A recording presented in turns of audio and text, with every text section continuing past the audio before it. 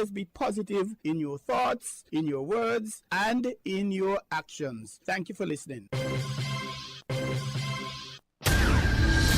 You were listening to the winnfm 98.9 Sports News, which came to you with the kind compliments of TDC, Antigua and Barbuda Tourism Authority, and Island Bakery.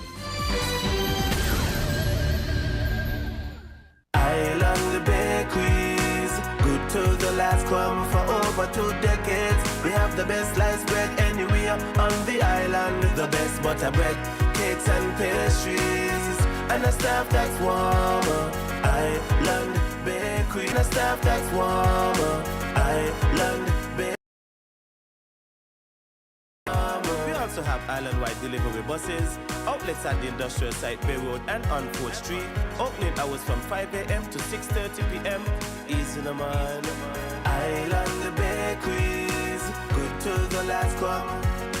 Island Bakeries, good to the last crumb.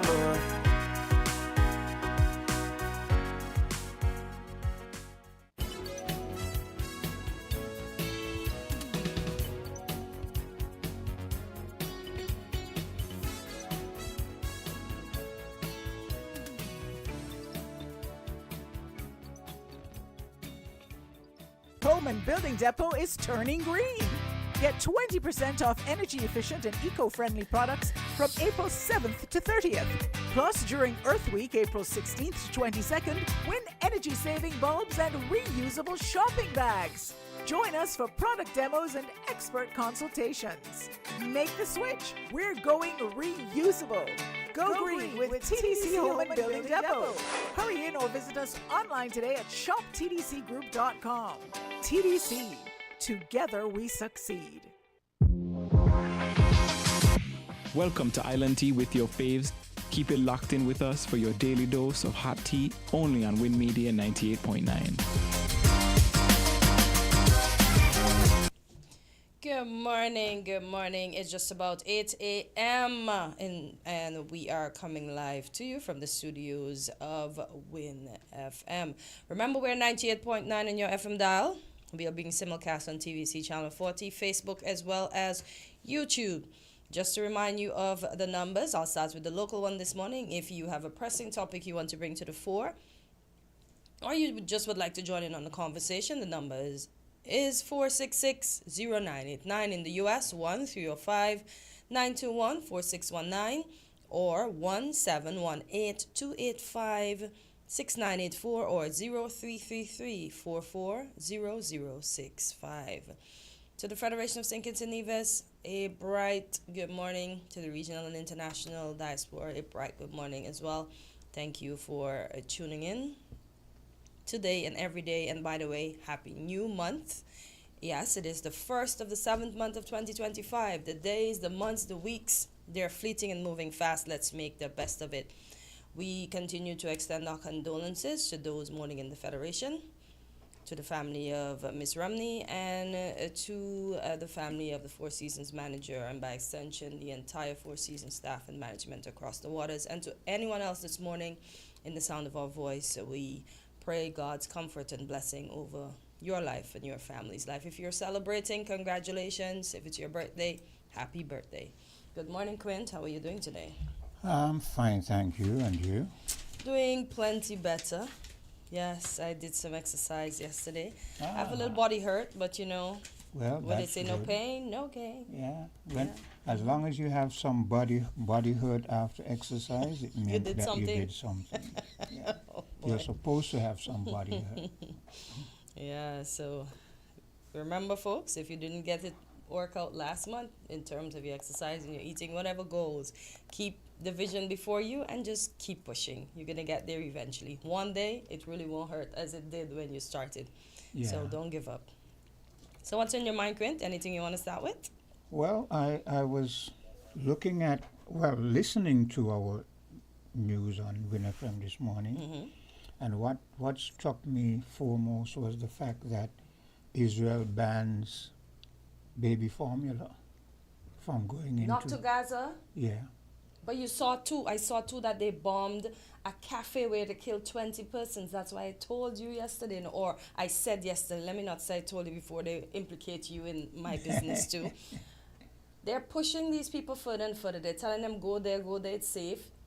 And it looks like they're just going to keep dropping bombs until they clear out this place. And it further shows, look, people take it lightly when I say that we as a black people have got to be conscious and think about ourselves.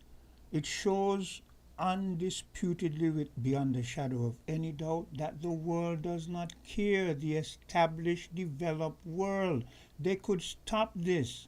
They could demand that this come to an end, but they're watching on and just saying, well, you know, we hope this, or Israel is doing that. But look, they managed to stop the Iran and Israel conflict. Why is it they can't stop this one, as you rightfully said? Look. Because as Trump would have said, they put an end to the 12-day war or whatever he wants to say. If these people want something, they'll get it. Mm-hmm. But they don't want this. They just neither England, Spain, Portugal, name them all. The only people who I can say honestly you can't really implicate are people like the brown people. Mm-hmm. Because we are not in a position. All we can do is speak and say we don't like, but we can't do anything otherwise. The brown and the black people. Mm-hmm. We see, if places like South Africa had their way, this would have come to an end. Long time, because they filed an injunction to take him to court, didn't they? Yeah. But nothing became of that either. No. So even though they sent a warrant out for his arrest. I don't understand. This man just seems to be bent on destroying, and maybe he's really going to turn it into an oasis, according to his friend in the U.S. Because this is madness. Why do you keep telling people to move, and then you're going to intentionally place bombs, still claiming that people are around them? You are creating, if any of those children survive, you are every day creating a tougher, stronger, worse Hamas. Excuse me, I am beyond blaming Netanyahu. I pass that because we know him, we know what he wants. It's the rest of the world. It's That's encouraging. It's like the other day when I spoke about the mother and the baby on the bus, mm-hmm. and that when you don't do certain things, you empower the child to down the line have bad behavior. Mm. That's what they're doing with Israel. They're just empowering Israel. I mean, we shouldn't be surprised anyway, because they created this place. They created the state of Israel. They created it, put those people there, and ever since they put those people there, it has been chaos and havoc ever since. Mm. And it has been estimated that if and when the next World War comes, Israel will be the instigator. And this is not recent history. If you even go back, way back, historians have predicted that right now, historians are predicting that Israel will pull the U.S. and the rest of the world into the next World War. So the U.S. needs a leader that thinks and will not just go and do things without even consulting the people that he needs to consult before he does things. But apart from Trump, let's look back at the history of the United States. They have not had a leader who really cares about people since the founding of the United States of America. I can't say that. No, they have not. All they do is talk. What's the first president of the United States of America? George Washington? I'm not sure, so I can't say. George Washington. Sure. And he had slaves. You understand? But can we agree to disagree that those were the times? But that is what I'm saying. Okay. But follow from that and come down. Blacks have been fighting for equal rights. Up to this day, rather than giving blacks equal rights, gays get equal rights, homosexuals and lesbians and everybody gets equal rights but blacks. You still can shoot down. Every year you hear of hundreds of cases in American courts where you shoot black people, innocent black people. You're walking. I mean, you're endangered while being black. Because even with the taking away of the social security and all the health benefits, it's mostly the black Targeted, states yeah, are gonna yeah. to suffer. The Yeah. pulling back of Roe versus Wade and all those, I mean, affirmative action, white people have more affirmative action than black. Look, the majority of people who are benefiting from affirmative action are white people. I mean, so I said that to say the world, let's be realistic. The world doesn't care about anyone but the Caucasian people. They may speak and they may say whatever, but it's just rhetoric. It's not genuine. Because when you hear in the news today, you hear babies are dying, mothers are starving, they can't breastfeed their child, and they don't even have the formula. And then to compound it, you hear baby formula has been banned by Israel. You can't get any lower than that. Israel, somebody spoke sense into them and say, if you allow these people to continue producing, the next Hamas that's coming is going to be worse than the one you're trying to get rid of now, because these young children are going to grow up, no war, dislike you, and your upcoming generation, because Netanyahu may not be around, is going to suffer because of these same little ones. Because I watch a young man express himself, he's not more than 9, and he threatens to take revenge when he gets older. What do you expect? I hope he survives and he changes his mindset, but why should he change his mindset? You're committing a genocide on them. You're trying to kill them all off. And so I get that, and I don't condone that, but we can't do the tit for tat thing, because if in his era we have to do that. Peace. Look, let's be realistic, people. We have to do that. In this case, you have to do that. If you don't do the tit for tat, you're gonna be wiped out completely. That's what I'm saying. No, but if he's in a peaceful generation when he gets older, I would not like him to start something. If he's in a peaceful generation, he would have no reason for that. Okay. That's what I'm hoping. But for now, they have to fight to defend themselves. And sometimes people say, oh, we're in the Caribbean and you get international news about Israel. But we've got to care about Israel, because today for you, tomorrow for us. Yeah, and when things happen out there, they slowly affect us down here. You look back to recently Grenada. Look at what happened in Grenada. That isn't so far in our history. Yeah. They wanted to do something, the United States of America, and this is a trend, If a president in the United States feels that he wants to get popularity and rally the American people behind him, he picks a war. He creates a war. And here in the little Caribbean island, they picked a war, and look what they did to Caribbean people. So we're no different. Today for the Palestinians, tomorrow for us. Right. And you see they're looking back at the Caribbean. Yeah. They want to get back the Caribbean, and sadly our leaders are giving them back the Caribbean. Okay. That's the sad part. Yeah. Part that I don't want to be a part of. I don't want anybody to come and think they can tell us what to do and try to rule us again. You dragged us from Africa, brought us here, had us in 400 years of servitude. We have struggled over the years to reach where we are, and you want it back now. Yeah. Hello, caller.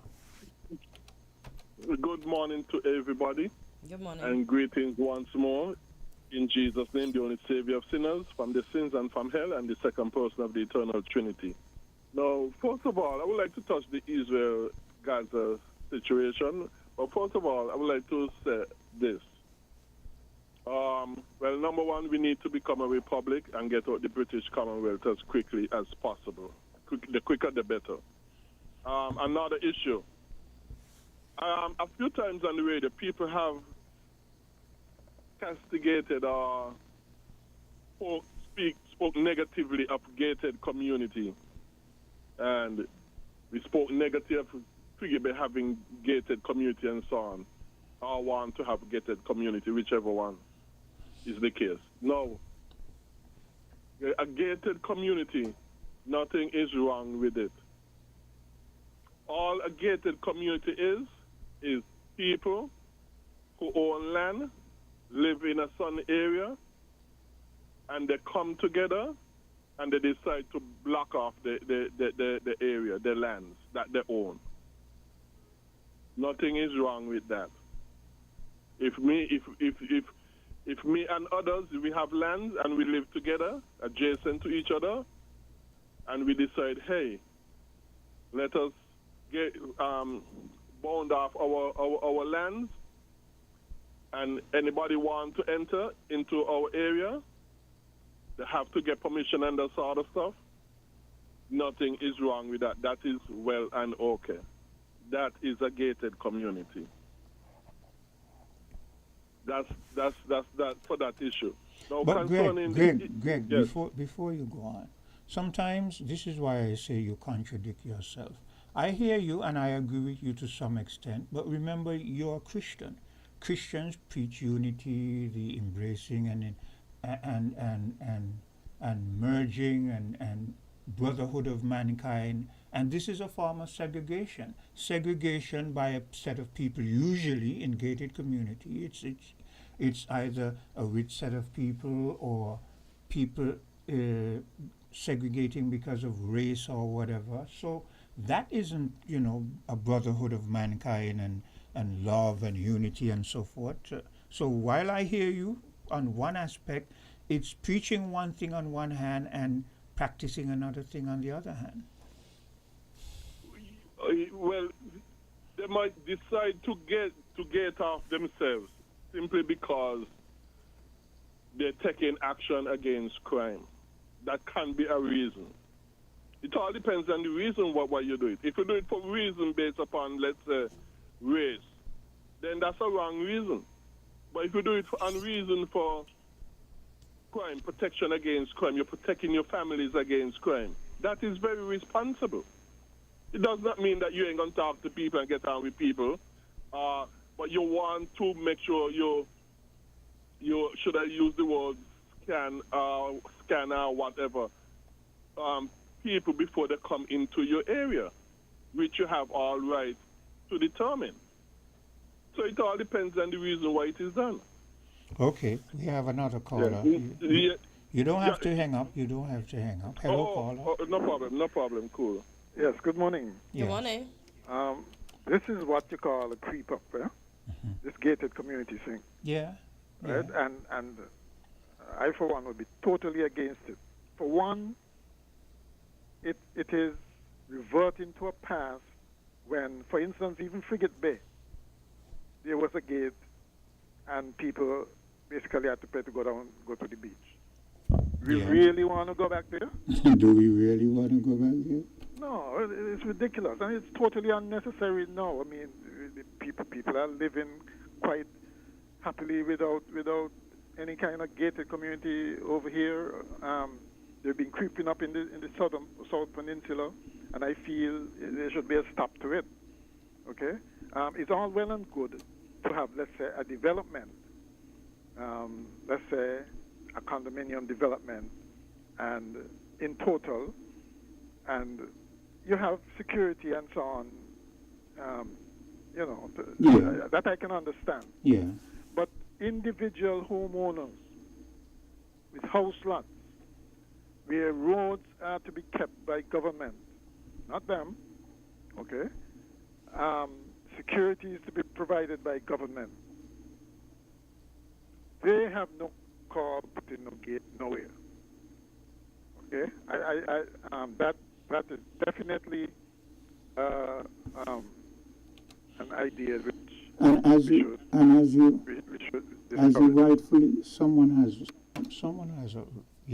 As you rightfully stated, it's a creep up because it starts a certain way at a certain size and then it expands, or you find another gated community next to this one and another one in another area.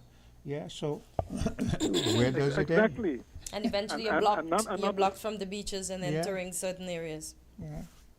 Exactly. No. That is not, especially on a small island like this. Yeah, let Greg come back in. We should discourage that totally. That should not be leave that for Florida. We have lots of gated communities and lots of space and so on. Not in St. Kitts and Nevis. Greg? It does not promote, and as you pointed out, it does not promote unification, Brotherhood, and camaraderie, yeah. and all of that. No. We definitely don't want to go there. Greg, wrap up. Okay. Yes. Yeah. I was. No, I wanted Greg to wrap up, and then you can wrap Okay. up. All Yeah. right.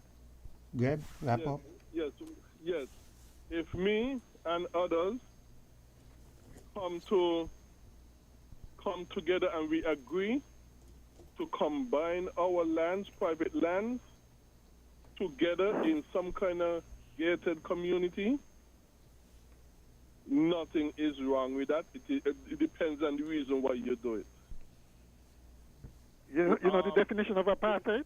Ask him if he knows the definition of apartheid. Now he's hearing you. What is apartheid? Let him finish, though. It's parting off or separating people. Exactly. If somebody wants to be separate from you, you think the government should penalize them for that? No. No. But in but South Greg, Africa, the apartheid was enforced by government. Let That's a him different thing. But if let him privately- finish, Mr. McMahon, and then you can rebut. Yeah, Yeah, finish. if I privately decide to separate myself from you, my land's everything from you, I don't want you to enter my land and that sort of stuff. You think government should penalize me for that? That's my private decision. In a private decision, whether it be because of crime or whatever, the government should not be penalizing us for that's our private property. Quint, another time I was calling concerning the Israel issue, but I don't see this creep up thing because it cannot be creep up other than private people, making decisions concerning the private lands. Yeah. They cannot go take up other lands to get off if it ain't belong to them. Yeah. Thank you, Quint. I agree that they should not be penalized, but it is a creep up because as the old people say, where it starts, it doesn't end. And people. but Go ahead. no, Quinn, your private land is enclosed by the boundaries. That's your private land. That is what you have control over. Okay? What we're talking about here is a whole community, the roads, and those kinds of things. That's a totally different kettle of fish. And this separateness, of course, you have a right to choose your friends and who visit you and so on.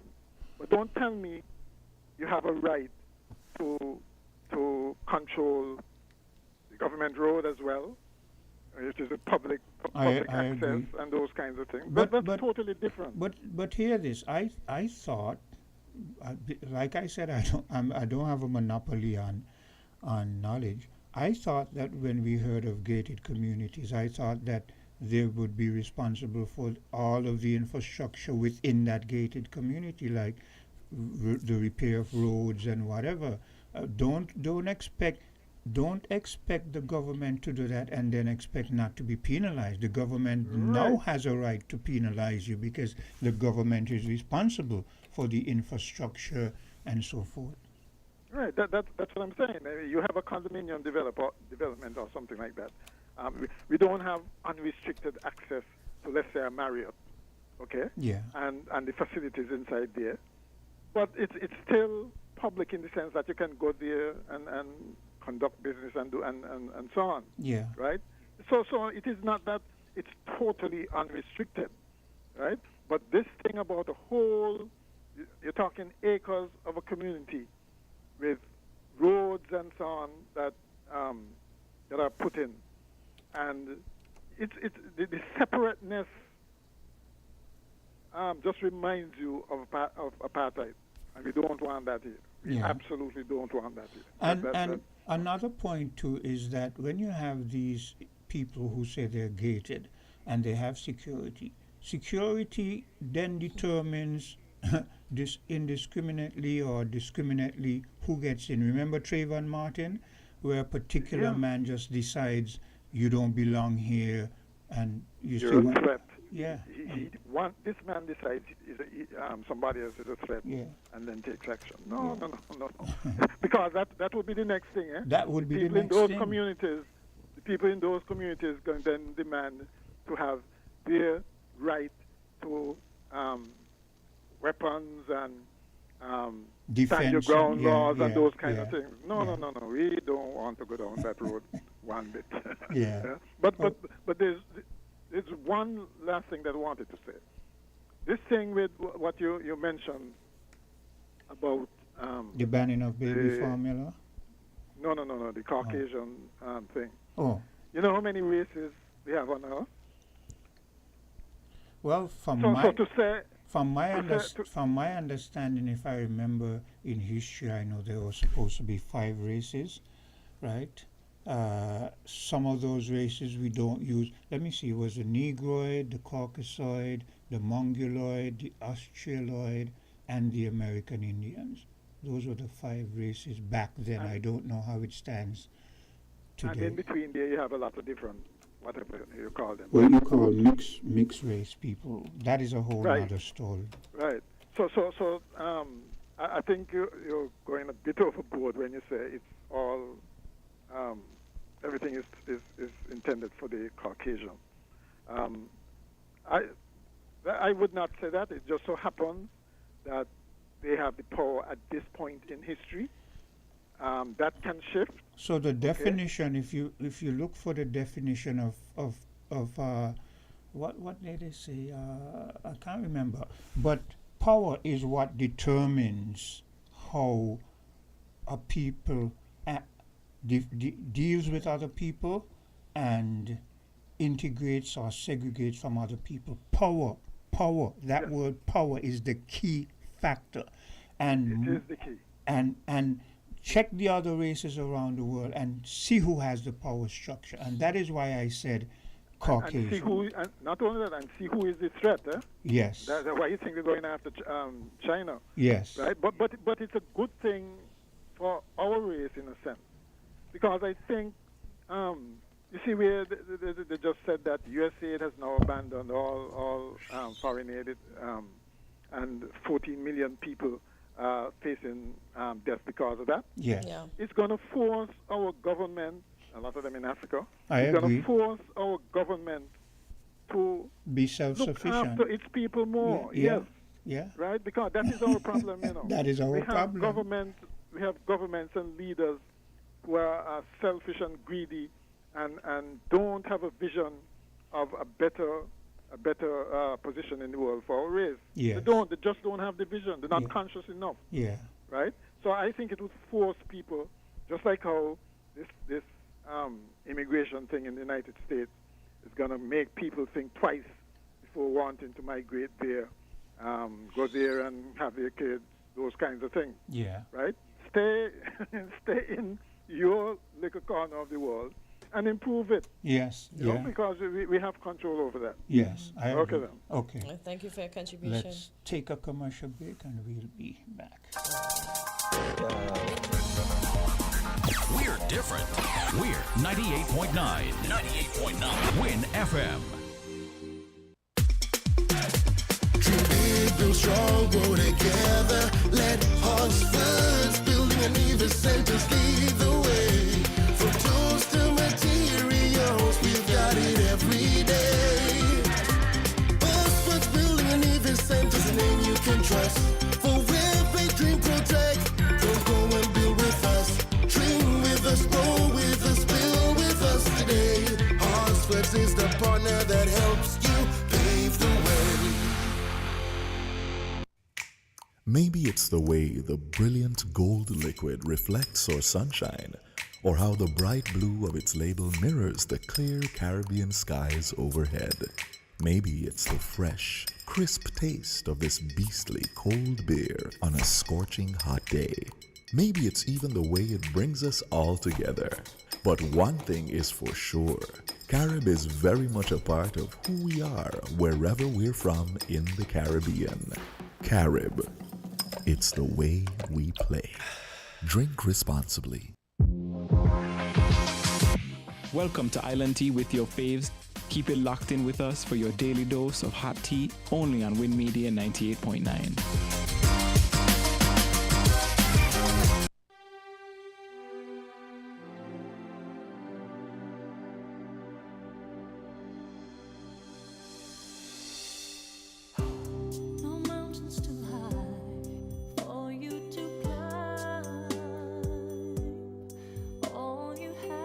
We're different. We're 98.9. 98.9. Win FM. If you need insurance, our service is the best. Home motor insurance can give you more for less. Property insurance can save you a lot of stress. At TDC Insurance Company Limited, we care about your investment. Guarantee you peace of mind. The best team in the business. Guarantee you peace of mind. No other company will. Guarantee you peace of mind. Together we'll succeed and guarantee you peace of mind. TDC Insurance Company Limited, where you get more coverage for less. I ain't got no hurricane safety tips now. Well, Skellett got, and together we can weather the storm. So, check this. Prepare for power outages. Charge devices before a storm strikes. Develop a plan in the event that electricity goes. Learn where and how to shut off your home's electricity. Ensure that there are no trees in the lines near you. If you are experiencing low voltage, turn off the main switch in your home. Do not touch wet appliances. You feel only Nima can give safety tips? Well, Skellett can too. So be sure to stay tuned to Skellett's Facebook page and website for updates about the outages and restoration. For emergencies, our contact numbers are 465-2013, 661-2013, and 600. I repeat, 465-2013, 661-2013, and 600. Remember, with Skellett's hurricane safety tips, together we can weather the storm.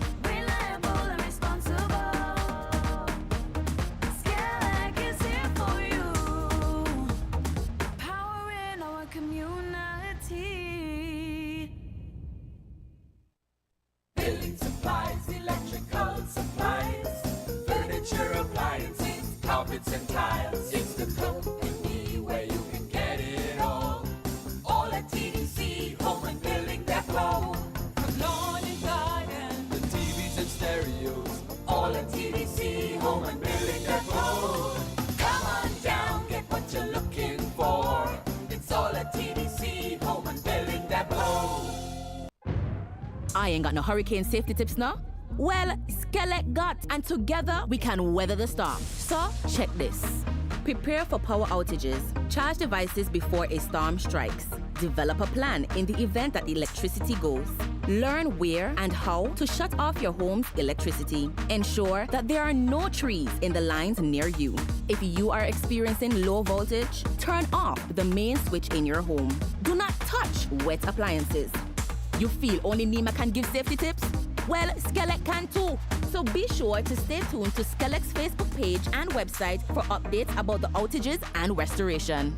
For emergencies, our contact numbers are 465-2013, 661-2013, and 600. I repeat, 465-2013, 661-2013, and 600. Remember, with Skellett's hurricane safety tips, together we can weather the storm.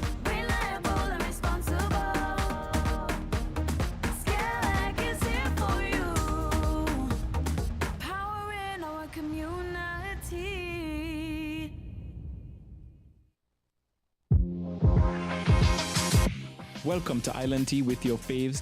Keep it locked in with us for your daily dose of hot tea, only on Win Media 98.9. And we're back on Island Tea, and I know she's been missing for a tad bit, but I left it quiet, so you can be surprised. We have the doc back in studio. She's brought with her a guest, and today's topic will be violent crime and its impact on the healthcare system in St. Kitts.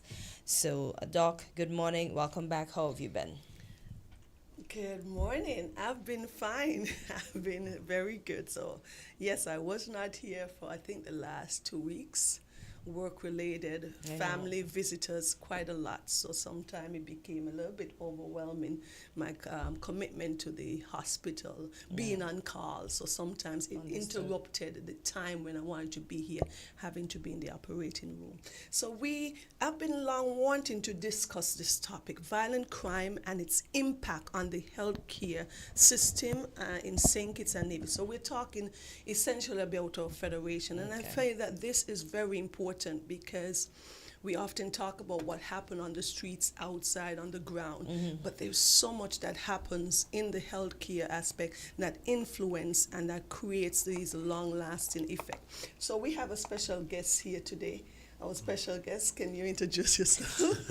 You've been here before. Yeah. Kevin Miles, Dallas, Texas. Actually, I brought my family here.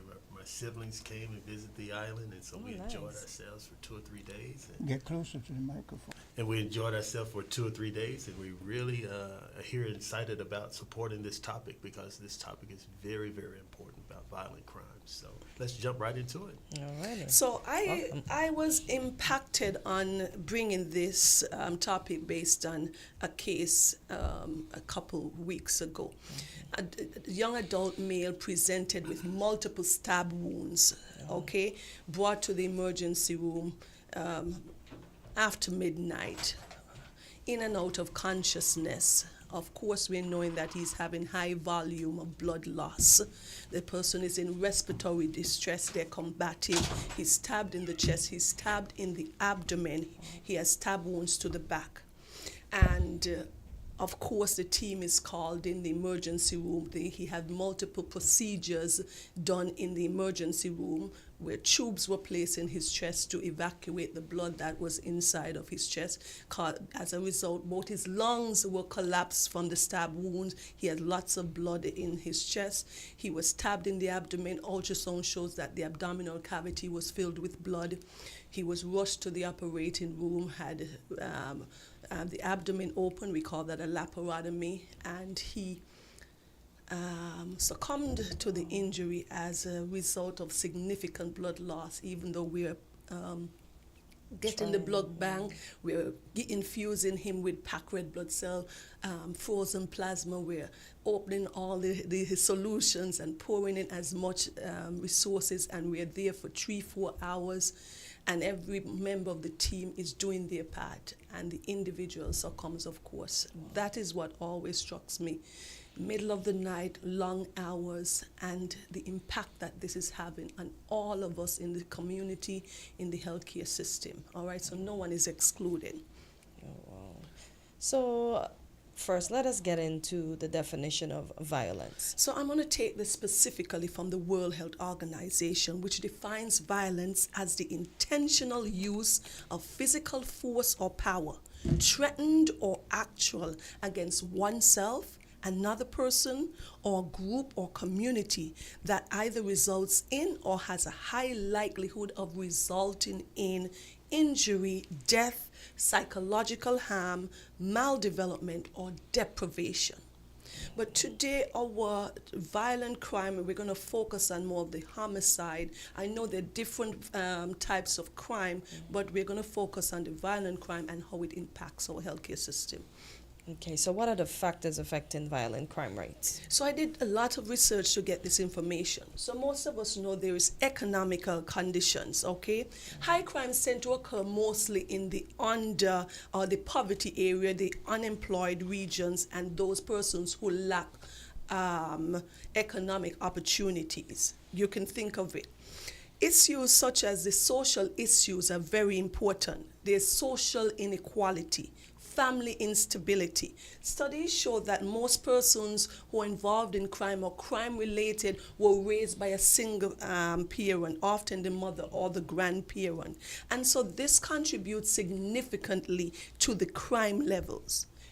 My partner here is an educator, so education levels, and it is known, and you can make any comment you want to on this, that education impacts crime. Persons who have less formal education are often more involved in criminal activities. Education is key to enhancing your income earning potential, so it goes right back to economic factors. Yes. Always stay close to the mic. Law enforcement resources. So we know that the availability and effectiveness of law enforcement can impact crime rates. So that's another factor, law enforcement resources. If our law enforcement are unable to solve these crimes, persons are emboldened and want to commit these crimes, okay? Urbanization, more crimes occur in the bigger cities, the areas, the towns, of course, they have a higher violent crime rate. Okay. Is there any data on violent crimes in the Federation of St. Kitts and Nevis? Yes, I was able to find some research after many attempts, and we're going to talk about what's been happening in the last 10 years in our federation. So, Cartencia, in the last 10 years, we calculated 213 murders, and we're talking about violent murders, okay? Homicide. They're going to be breakdown by manslaughter and everything, but when someone harmed someone else, essentially. 213. All right. So which years had the highest number of lives lost? So in those 10 years that we calculated, and we went back from 2015 to 2024. So in 2016, in our small federation, there were 32 persons who lost their lives as a result of violent crime. It was followed by 2023 with 31 persons throughout the entire year. 2015 had 28 cases, and 2024, that is last year, had 28 persons who lost their lives. And there's a beautiful table that I was able to get breaking down all the numbers by year, by the months of the year, okay? Wow. So you want to keep in mind that trend. So we had the highest number in any one year in the last 10 years was 32. So it's actually been trending down. Well, there is a mixed bag, because you had 2016 with 32, and then 2020 somewhat trending down, but 2016 was larger than 2015. Yeah, slightly, yes. 3 more than we needed in the federation. And I'm looking at 2016, where I see July in particular. That month had 7. Wow. Oh boy. And in 2019 too, February had 7. So wow, that's a lot. So what is the breakdown of violent crimes by gender, Doc? Yes, by gender, we had males. Of those 213, there was 119 of our males who lost their lives as a result of homicide, and 194, and with females, there were 19 females. So I tried to dig and see why. And remember, we were dedicating some more times to male and male health. Yeah. They talk about the biological impact, the social impact, and the cultural impact that influence violent crime in males. And you're quite aware of that. Males tend to be known in the community or encouraged to be much more dominant, much more aggressive. All right, they're socialized like that, not to back down, not to take anything. You don't want to feel punked out. And there's hormonal balance. We've spoken about testosterone. We know that testosterone is that male hormone that oftentimes speaks towards that aggressive, that behavior that influence male aggression. There's also some biological studies that saying that development of a brain to there's certain areas in the male brain that makes a man tend to be much more aggressive naturally than their female counterpart. So oftentimes for violent crimes, it predominates in all societies, male over females. Wow, because I'm looking here, the shooting is 166 male, 7 female. So that is the manner of the violence. So we can speak to that too. And I did a lot of research, and this is in keeping with international standards. Okay. So when we broke it down by the manner in which this violent crime was occurred, we had things like shooting, Cartencia, as you mentioned. We had stabbings, we had strangulation and bludgeoning. What is bludgeoning? Taking something heavy and striking someone until they're deceased. So in the shooting, there were 166 males, 7 females. That was 81% of the cases. For stabbings, there were 23 males, 6 females, total 29, 14%. Strangulation, there was a total of 5, representing 2%, and bludgeon, there were 4 with 2%. There were another group that said other, and it was not specified, that had about 2 cases of the other. But most of our violent crime occurs as a result of shooting. Oh boy, yeah, and we know that all too well. So what is the age group most affected by violent crimes locally? So we're talking about more, predominantly we have the age group 18 to 35. Think about that. When you have a group of young men, 18 to 35, that is when they're the most healthiest, when they should be contributing most to the community, starting to build their relationship and families and stuff. In that group, we had 132. And I'm sure everyone who's listening right now can think of a young male who they lost, whether it was their neighbor, their cousin, their friend, someone in the community that died as a result of some violent crime. That was 132. Wow. The other group, which had the highest number, was between the age of 36 to 55. That's another important year. Age group, now your fathers. Think about yourself, your fathers. You're becoming a grandfather. You need to be influencing your community. You need to be passing on that knowledge to the younger generation. And mentorship, That mentorship is very important. And if you are your life is ended as a result of a violent crime. Imagine the ripple effect of that entire society. And over 55, there were 17 cases. And between the age of 0 to 17, there were 10 cases with violent crimes. So you gave us a lot of information. I love your stats that you shared, lots of research. I appreciate that. But give me, what are the implications that it has directly on the healthcare system? Tell me that. Yes, so that is why it's important, because oftentimes when someone is committing a crime, it is never in isolation. In that dark alley, I want us to think about it. You're holding up that gun or you're holding that knife. I want you to stop a minute and realize that whatever you do in the next 30 seconds is going to impact a whole community. So we're talking about the impact now on our healthcare system. So there's increased demand for health services. Think about that. I brought to you the case at the beginning. Every member of the team has to come out who's not on the ground, because we do most of our on-calls ambulatory. So it means that we come in as needed. And my phone rings. It's 12 plus midnight. I got to get up. I got to shake the sleep out of my eyes, wash my face, brush my teeth, pull my clothes on, and I'm out of there. All right? So these violent crime can result in direct patient care. There's physical injuries requiring immediate attention, including surgeries like our patient. We had to rush him to surgery. Wound care, treatment for trauma. There is mental health services that are involved. So the victims of these violent crime, both direct and indirect, may experience psychological trauma. Imagine after you've been stabbed multiple times, and if you survive, the trauma that you have, the fear that you have instilled in you, the sleepless nights, and the repercussion and the effect that it has on your immediate family. Thinking if someone is going to come back and try to hurt you again, your parents are afraid, your siblings are afraid for you. So the psychological trauma is real. These persons need mental health support, therapy, counseling. All of these come with a price.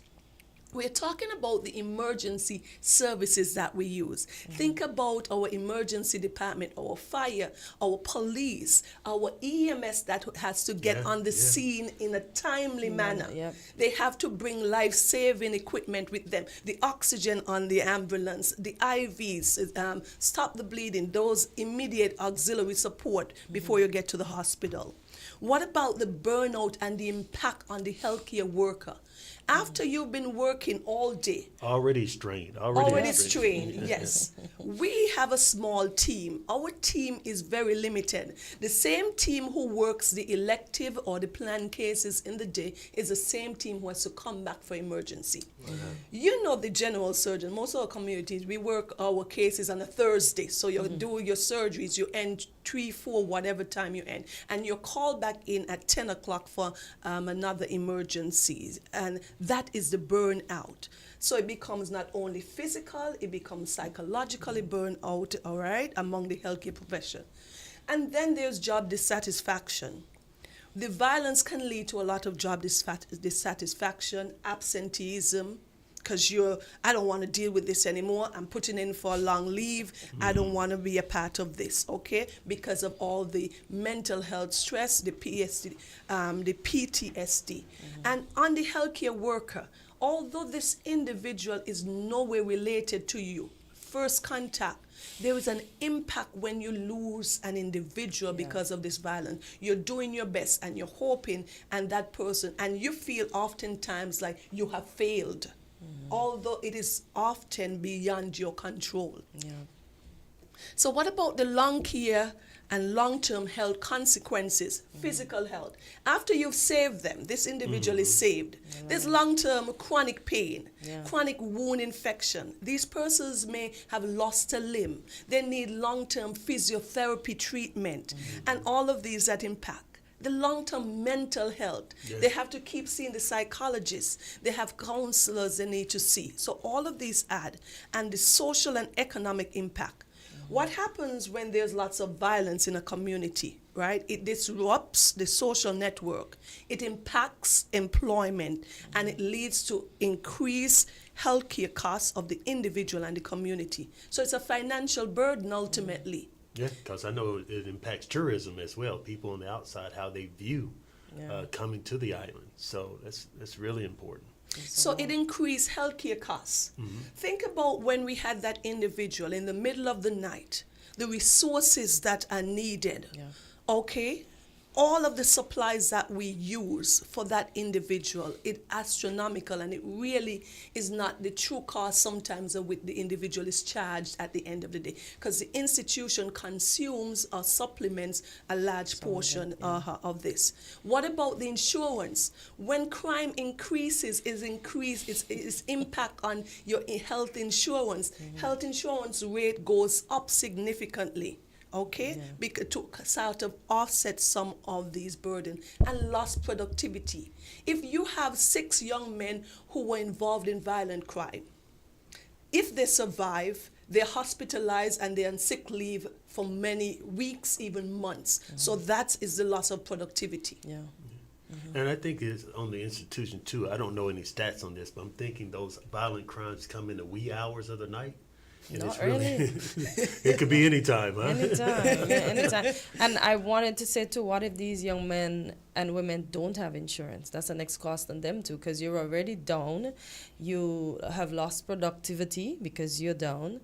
You're not making much money. You still have the hospital bill to pay because it's right there. But here's what, for an emergency, we do all we can, irrespective of cost, first of all. Got you. But remember, most of the violent crime, when we talk about the factors that influence it, are the persons who are undereducated. These are the persons who are underemployed. So they often have the least resources, but consume the most from the healthcare and the society. Ultimately, the innocent is going to pay for those. What about the erosion of trust? Because of all these violence that's going on, there's erosion of trust in the healthcare system. You come and your family member was involved in some sort of violent crime, and he ultimately succumbed to the injuries. You're blaming someone else because it's a sense of projection. You're hurt, you're angry, and of course you want to take it out on the healthcare professionals and stuff. It impacts so much. What about the moral distress that results as a result of violent crime? So there's a lot of moral distress when people are unable to provide the optimal care, even the healthcare workers in this instance, due to violent related disruptions or limitations. And in a small federation, we have so much limitations. So tell us, how can violent crimes be prevented? So some of the factors that influence violent crimes, you then have to flip it around and see how can you prevent some of this. We spoke about education. Yeah. We have to ensure that from very early we instill in reading. We have to get away from this cultural belief that boys should be outside playing all the time and the girls should be controlled, reading a book, doing some kind of indoor activities stuff. But we know that studies show that we need to solve more of our violent crimes. That increases accountability and deter future violence.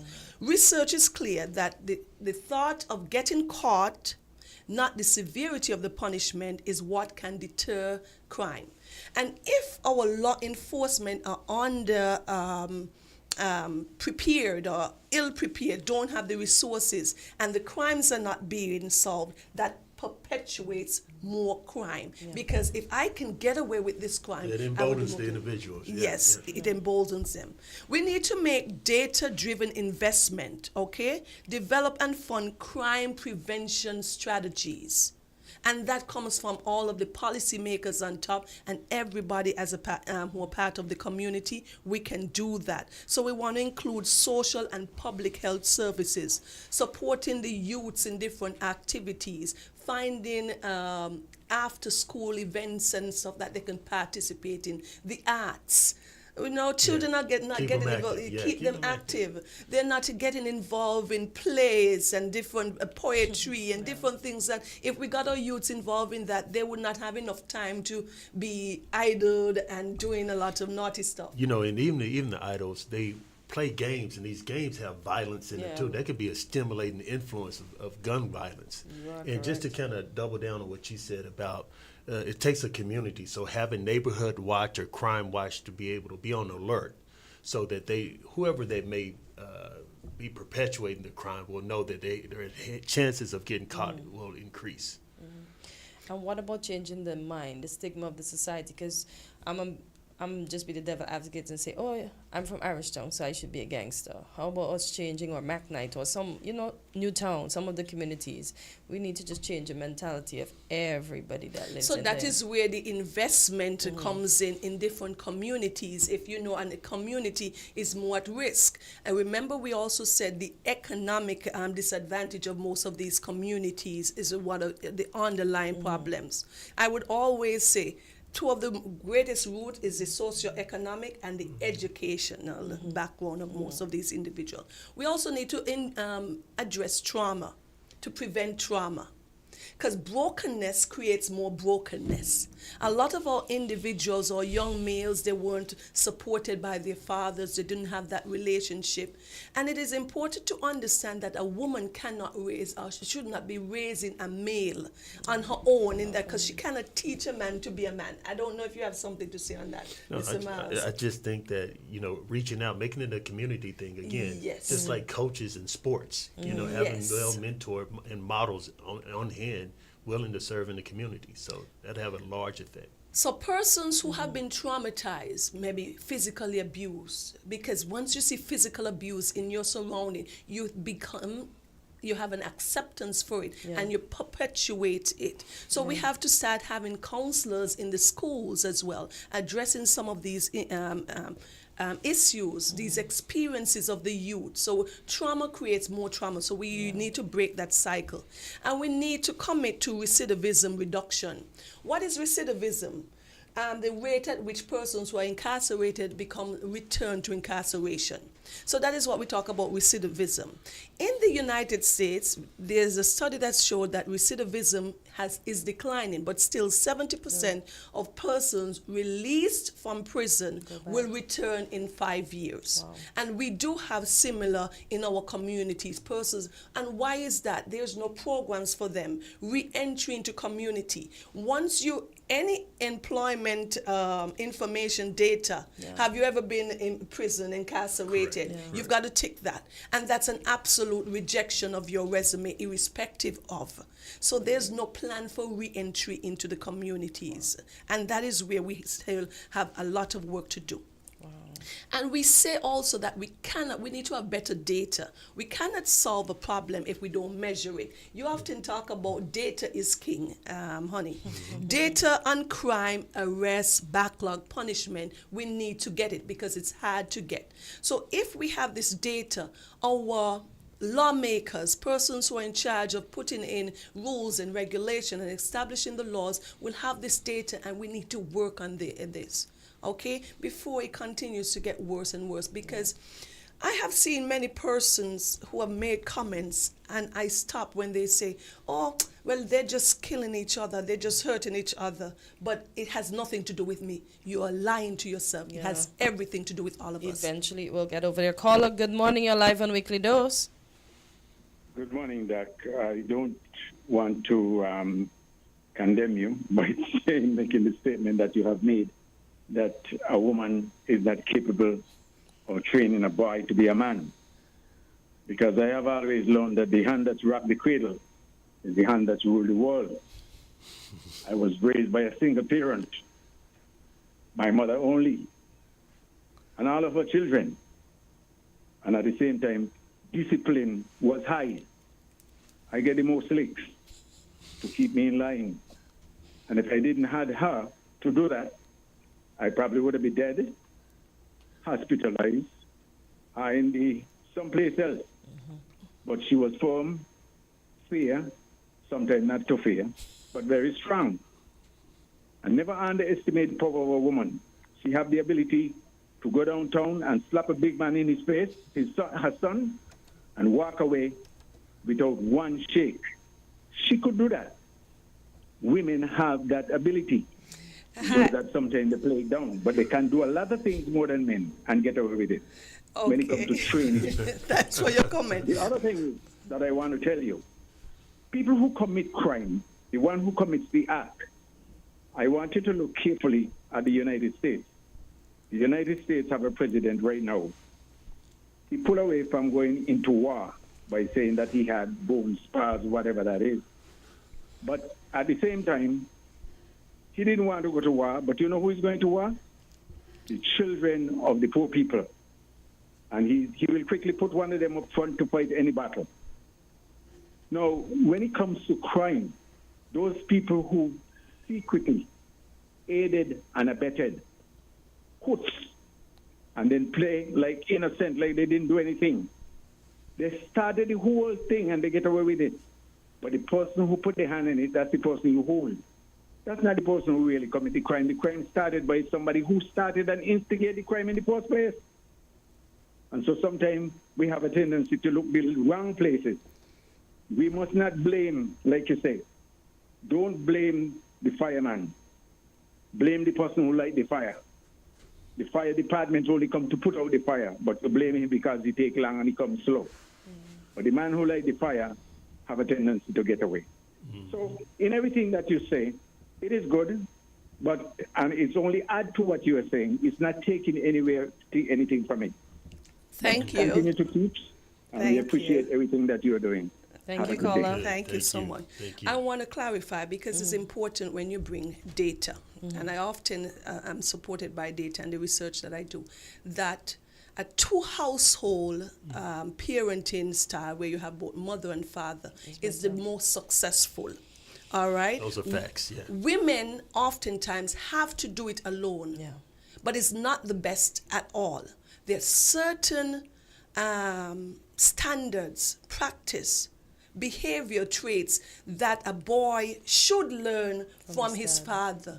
But there is no father there. And the mother has to try and play both roles.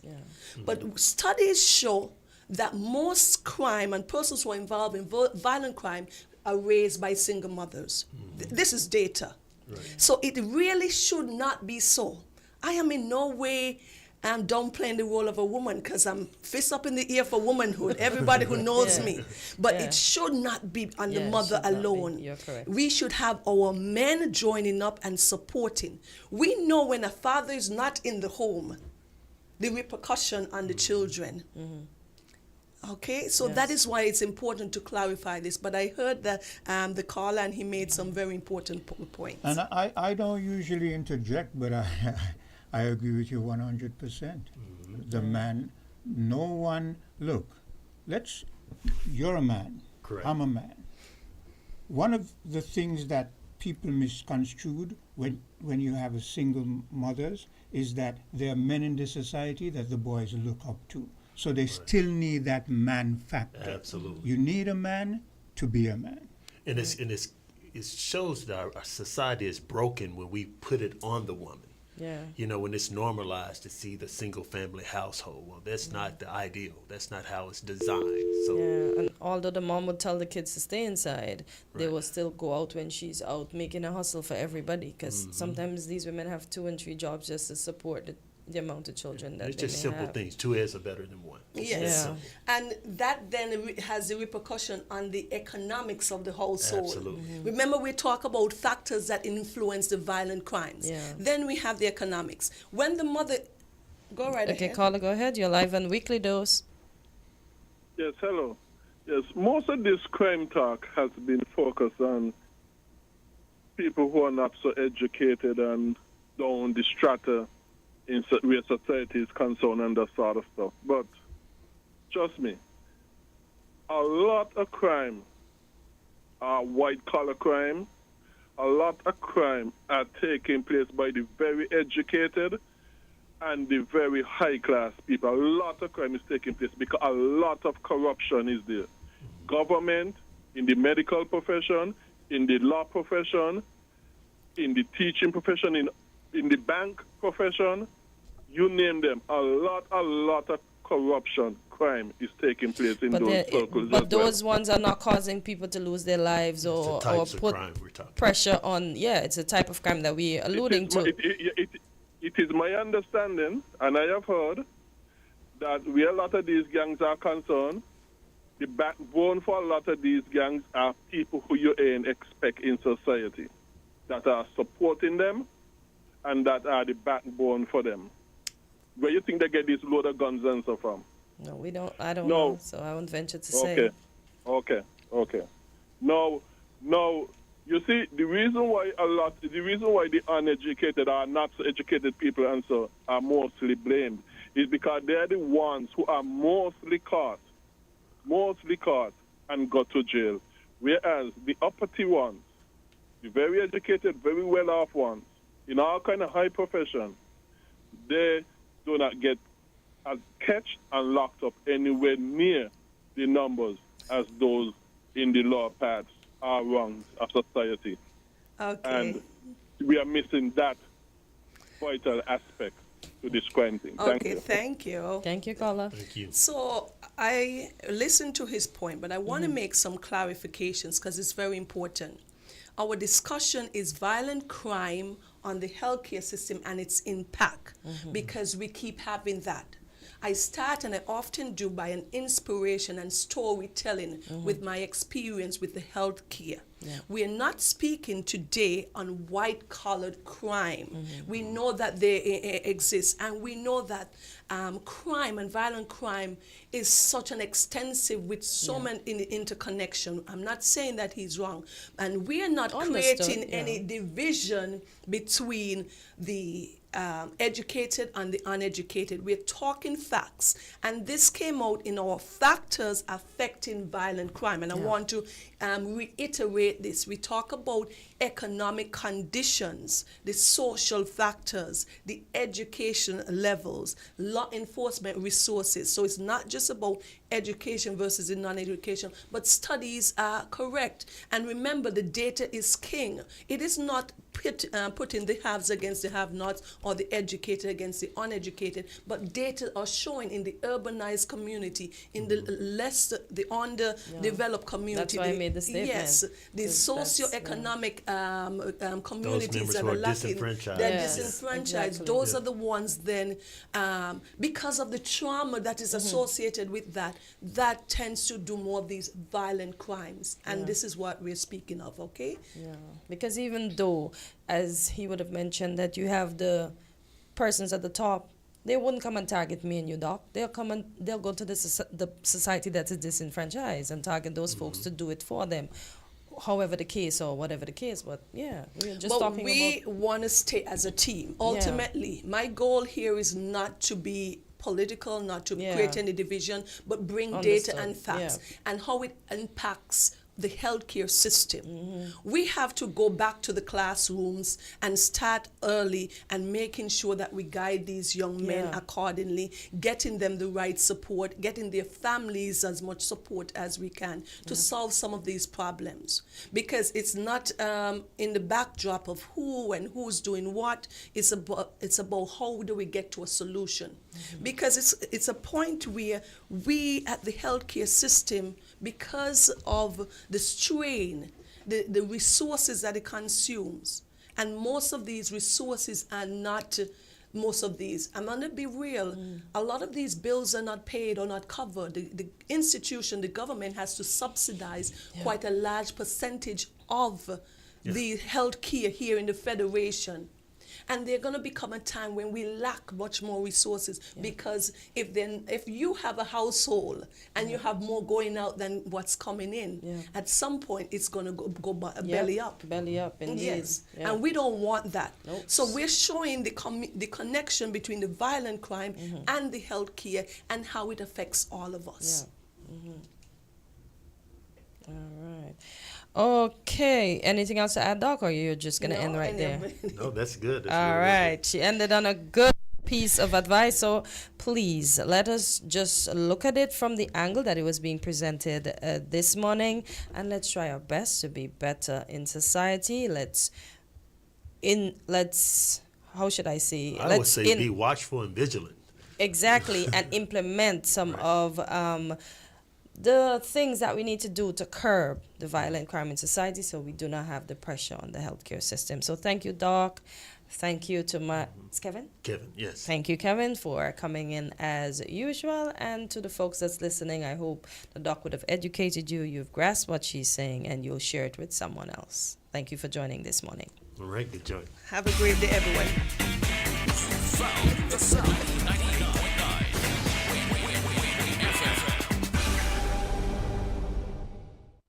Got itchy palms?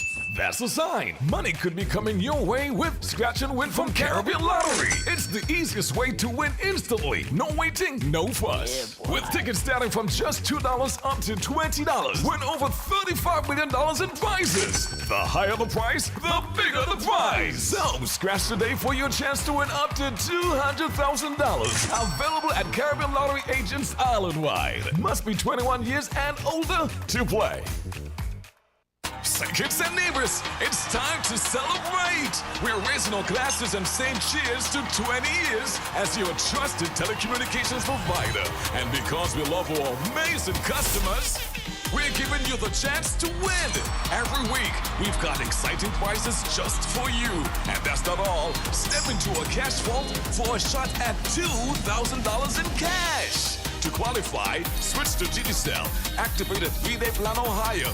Pay your bill in full. Sign up for postpaid or a new Digicel Plus internet package. Stay connected, keep enjoying the best service, and get ready to win. 20 years strong, and we're just getting started. Visit a Digicel retail store today.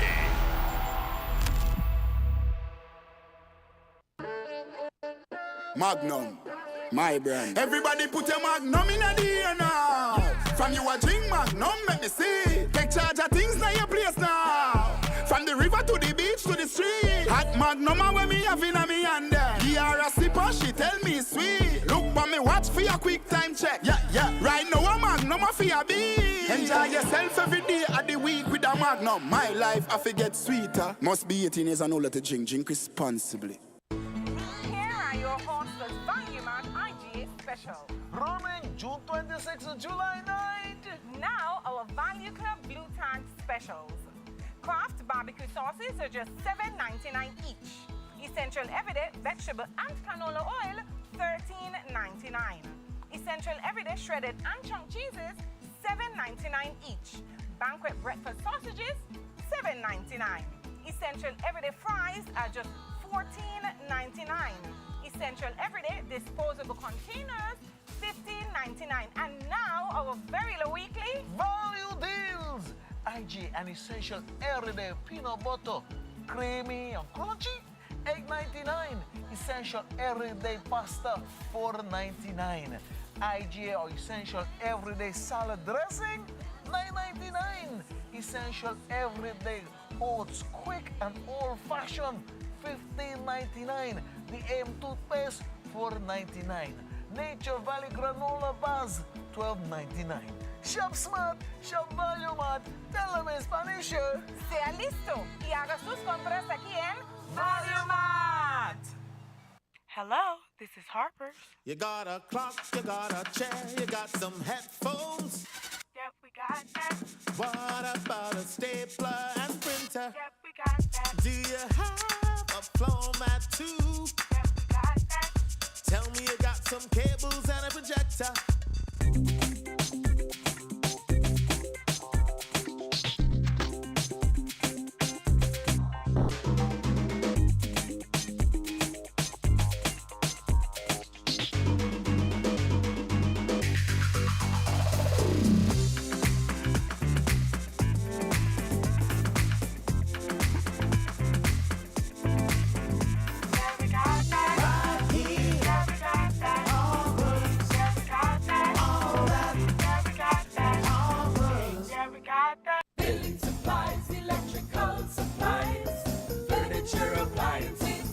And tiles. It's the company where you can get it all.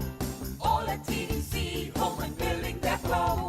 From lawn and garden, the TVs and stereos. All at TDC, home and building depot. Come on down, get what you're looking for. It's all at TDC, home and building depot. Welcome to Island Tea with your faves. Keep it locked in with us for your daily dose of hot tea only on Win Media 98.9. And we are back on Island Tea, and as I would have saw some news yesterday concerning the heat wave in certain countries, it's ramping up. They have varying water stations. They're asking people to stay indoors. Spain, the UK, the Balkan cities. I feel for all these folks that are battling, especially the elderly. Over here, please, as I mentioned yesterday, wear your sunscreen, drink your water, wear your broad hats, wear your shades. Just protect yourselves. I know we're wearing the outside sleeves for our skin. Let's do all of that. It's hot, and it's going to get worse. We are now in July.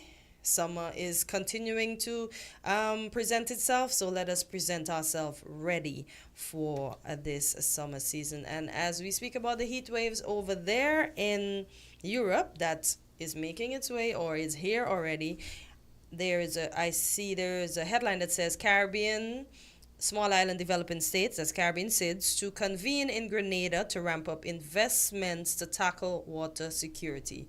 We hear around these parts, conserve your water. Some of us can complain in the nights that our water goes at a certain time, so we have to fill up our buckets. I know those folks who don't like the buckets, they have to heat a kettle to throw in the bucket because the water is totally gone. So no hot, no cold, nothing's coming out, but you have that bucket there with that water there, you know? So you have to throw in your little hot water. I don't like hot water. I love me a freezy water. So for the folks that have to do that.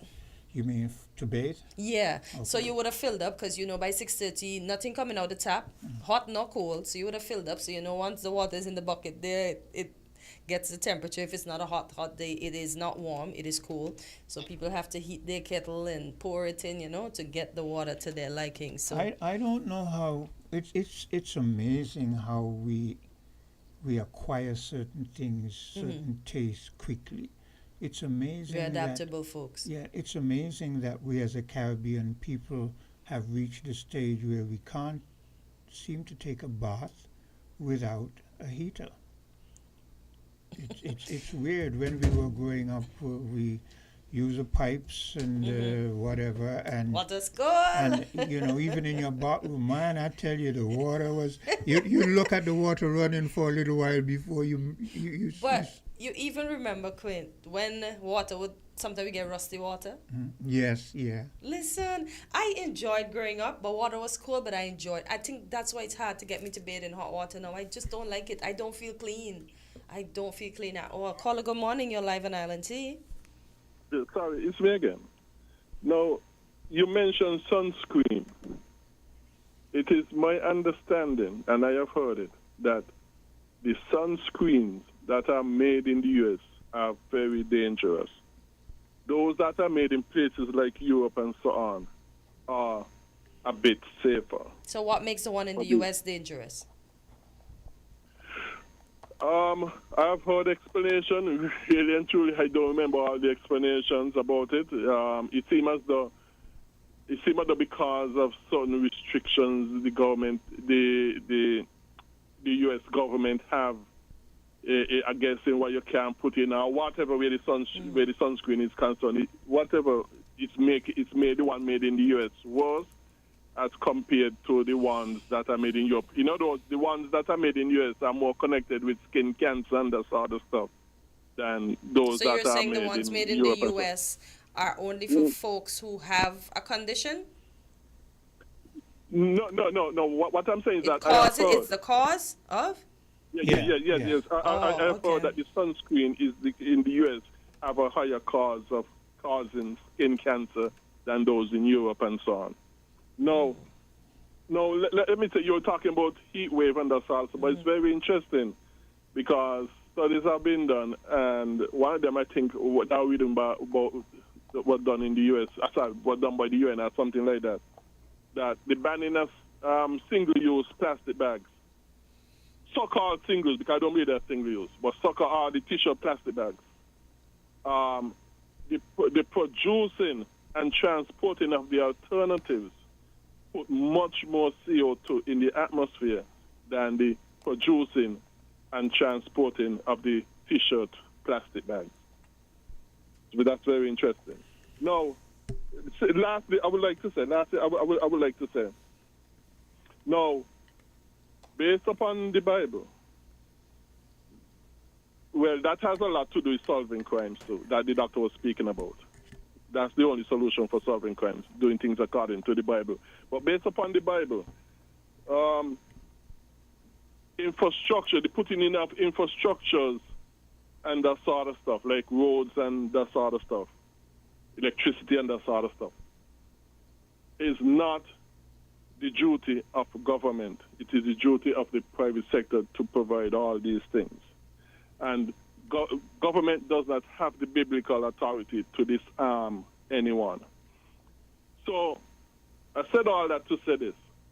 It is not wrong for gated communities, if they want to provide these things for themselves, to do such. They have the biblical permission to provide, as they'll be doing that as a part of the private sector. No, it ain't everything, and we got to realize, it ain't everything that is wrong or sinful is meant to be a crime by the Bible. There are things that are wrong or sinful that the government does not have the right to penalize anybody for, and we need to know the difference. For example, if somebody decides that they want to be a racist, provided they're not harming anybody physically, the government does not have the right to penalize that person. That's between them and God. If somebody, for example, again, want to have sex outside of marriage, as we all recognize,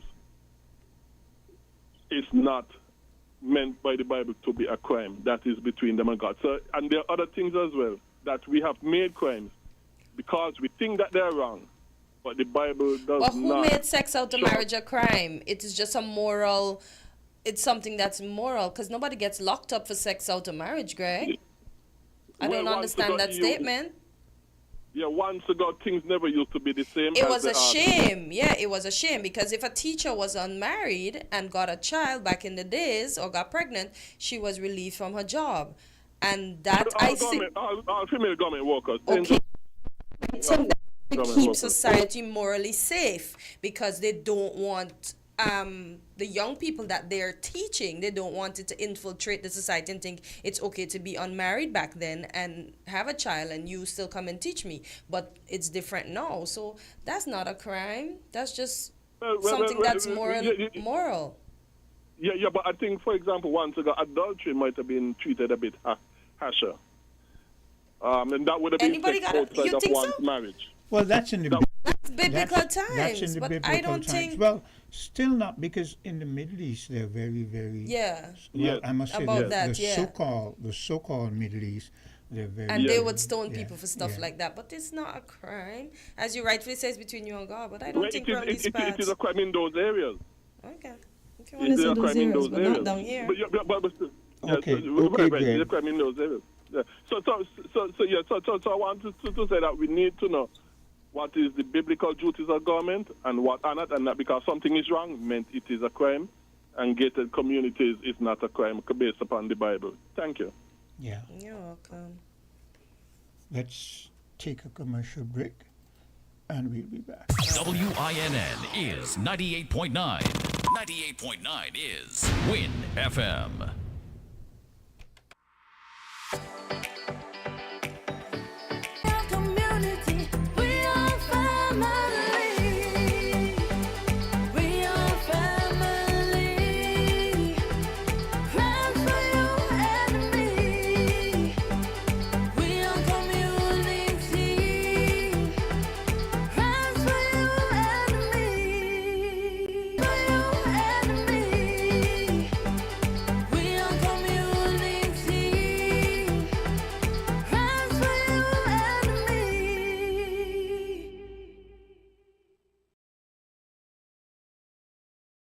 It's time. We're is to trusted. And because we love our amazing customers, we're giving you the chance to win. Every week, we've got exciting prizes just for you. And that's not all. Step into a cash vault for a shot at $2,000 in cash. To qualify, switch to Digicel, activate a 3-day plan or higher, pay your bill in full, sign up for postpaid or a new Digicel Plus internet package. Stay connected, keep enjoying the best service, and get ready to win. 20 years strong, and we're just getting started. Visit a Digicel retail store today. Here are your Hostess Value Mart IGA special. Running June 26th and July 9th. Now our Value Club Blue Tank specials. Kraft barbecue sauces are just $7.99 each. Essential Everyday vegetable and canola oil, $13.99. Essential Everyday shredded and chunk cheeses, $7.99 each. Banquet breakfast sausages, $7.99. Essential Everyday fries are just $14.99. Essential Everyday disposable containers, $15.99. And now our very low weekly Value deals. IG and Essential Everyday peanut butter, creamy and crunchy, $8.99. Essential Everyday pasta, $4.99. IGA or Essential Everyday salad dressing, $9.99. Essential Everyday oats quick and old-fashioned, $15.99. The AM toothpaste, $4.99. Nature Valley granola bars, $12.99. Shop smart, shop value mart. Tell them in Spanish. sea listo y haga sus compras aquí en Value Mart. Got itchy palms?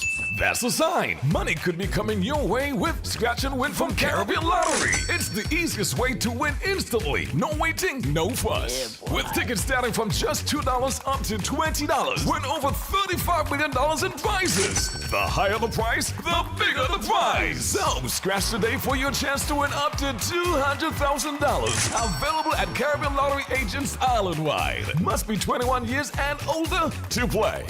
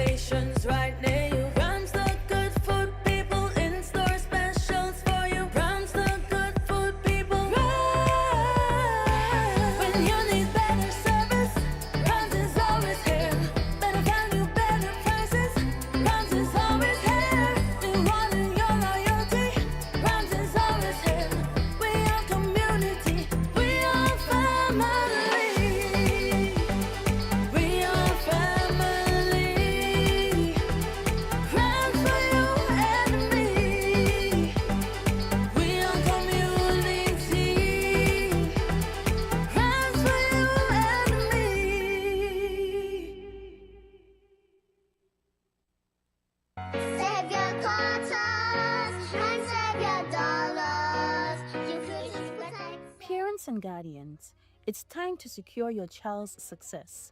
Enroll them in Aspire and unlock amazing benefits. $500 in cash savings, $500 in investment shares, and life-changing financial education to teach budgeting, saving, and investing. Don't wait. Sign up your child or ward for Aspire today and give them the tools to achieve greatness. Visit aspire.gov.kn for more information.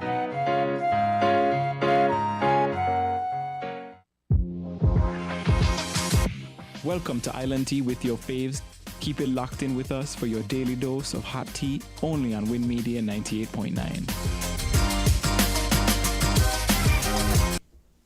And we are back on Island Tea, and I was looking back when we were speaking about the music festival yesterday. As I said, next year is going to be the 30th edition, but I don't know if they might want to call it the 30th because we missed the COVID year. But as I looked at the artists, I see Mr. Elimat and the GI Brass was on that first music festival. And then I saw an article that says he was in a coma, and then I saw that he beat that and he is out, but he's still fighting the good fight. And I pray that he heals and he gets a little more time in the land of the living. I extend heartfelt comfort to the family here and abroad. Just keep praying, keep holding the faith, and watch God do miraculous things as Mr. Elimat continues to heal. I know at the airport, sometimes they play his music, and it just makes you want to dance. It just puts you in the spirit, the vibe, the jingles, the varying instruments you hear, and it just puts you in it has this one, I was born here. I don't know the lyrics to it. I guess Think it is good enough for me. I think. Yeah, I think that's it right there. Yeah. And I just like to hear it. I wasn't born here, but the fact that I am a citizen here, I promote here, I'm proud of being here. It just resonates with me, and I like to hear it when we do have those old songs on. I think the tourists like to hear it too. The people the returning nationals that are here, that are leaving, they'll be like, listen to all of this, and they get excited over it. So I just pray that he heals and he comes back full swing and he can sing us some of those melodies one more time. And he did that song, they say, partly because there was a dispute as to whether he was a Kittian or he was a Trinidadian. And I remember years ago when I was here at WinFM before the COVID year, and I was playing a lot of Elimat songs, and someone called me on the phone from Kandahar. That's in that place where the Taliban, where the Taliban are, and he was a soldier in that, I think it's Afghanistan or some one of those names. But just look up Kandahar and it would tell you where that is. But he called in and he said that he was a soldier in a camp in Kandahar, and there was a big heated debate going on that Elimat was a Trinidadian. Yeah, he said a lot of Trinidadian were there claiming Elimat, and he called me and he said, I'm glad we're here listening to you, and I'm glad that you're playing that song, that same song, Saint Kitts is good enough for me. Saint Kitts is me born in land, I say something, if it's good enough for Rancha Nani, it's good enough for me. Yeah, so, and again, the Trinidadians did give him an award because many times he went to Trinidad, they would have the annual best of the bands, and he'd go up there and whoop those Trinidadian bands. Imagine that, because Trinidad is renowned for the big bands, especially Byron Lee and the Dragonaires, and so forth. And he whooped Byron Lee and the Dragonaires. So, so there's a lot that we can be proud of, and this is why I say, as you said, let's hope he gets a little bit more time on the land of the living in, good enough health, so that the people can give him his accolades Yeah. before he passes on. Yeah. You know, I would hope that Yeah, and that that's would not, happen. and that's why I said we have to keep these traditions alive. That's why we have to teach the younger ones from grassroots up of these people, because we don't want them to die. Yeah. Because we are gonna move on eventually. We're not, and eventually might be tomorrow, sometime. You know, When you because say- no, when you- no time is guaranteed. But we need these things taught in school. This is who brought this to this. This is who did that. Let Yeah. you know, make it be known. Let people know Mr. Nero. Let people Yeah. know who Ellie Matt was. When you say don't want, you mean we don't want the memory, the history of The them history to of die. it, yes, yes, that's Yeah. what I mean. Yeah, Yeah. because we all gotta go, Quinn. Yeah. Sometime. I just But- wanted to be clear. Greg might calling, and you know, Greg No, is that's why I specific. said we need to teach it from grassroots, because Greg, we I'm need just, it. Greg, I'm just pulling your leg. We need it to remain in the society. We need the children to know what is what. We need the children to be aware of their history. Yeah. Yeah. So, yeah, a lot of people have placed us on the map. We've gotten very far with a lot of folks. Kim Collins. he Yeah, did- sometimes we forget to recognize them. I remember I was working at Public Works during that time when Kim Collins was competing for the work. And I remember there was this thick guy, you know, very talkative, very mouthy and that kind of stuff.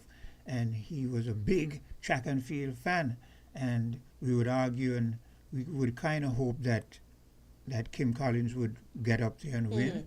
But back in our minds, we didn't really, we hoped, but we didn't Yeah. really think it would happen would because happen. that was like, wow. Yeah. And I remember this guy, I can't remember what his name, and he would say, I bet you so and so and so and so that Kim Collins ain't gonna win, you know, and this and that. And when he won, man, it was a big. Y'all you have know, bet, so you have win? No, I don't bet, but Okay, others okay. bet. Others betted.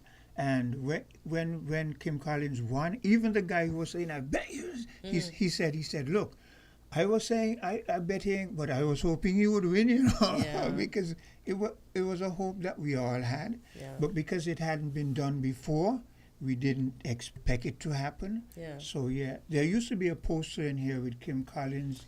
Yeah, that a said, plaque. That said, no, a poster with poster? him Okay. that said,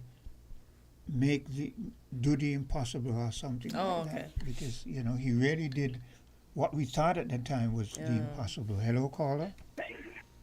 Good morning, guys. Morning. Yeah, good day. How are you doing? How is everyone this morning? Really did what we thought at the time was the impossible. Hello, caller. Good morning, guys. Morning. Yeah, good day. How are you doing? How is everyone this morning? Fine, thank you. And you? I am good, thanks be to God. Ellie So Mack many and, more. and we don't give them that accolade they deserve at all. You know, it's like people that say it hurts when we hear people say that we don't have no patriotic pride. Yeah.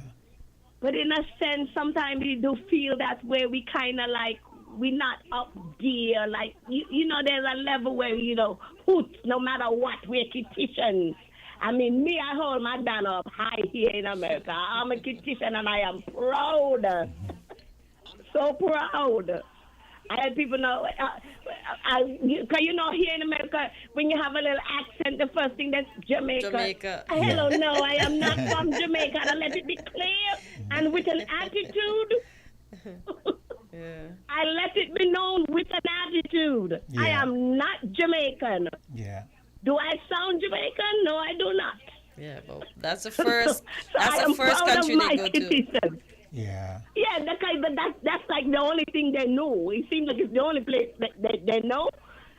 So that's the first thing they like to sing. And I used to, growing up, I used to let it be known. But I put that element do have a speedy recovery. But Quint, I have a gripe against him that to this day still bothers me. I want him to give my King Fancy his crown. Tell them give our king his crown. He robbed our king. Our king beat him. And he refused to give up that crown. And that thing still bothers me today. Oh, boy. King Fancy wants his crown. We Canary people want are we crowned. Oh boy. Right, Quint? Yes, I agree with you 100%. That's right. Yeah. Oh boy. Have a good day, guys. Yeah, same to Thanks for you. your contribution. You too. Yeah, that was one of the things about Ellie Matt. He was a fierce competitor. He didn't like to lose.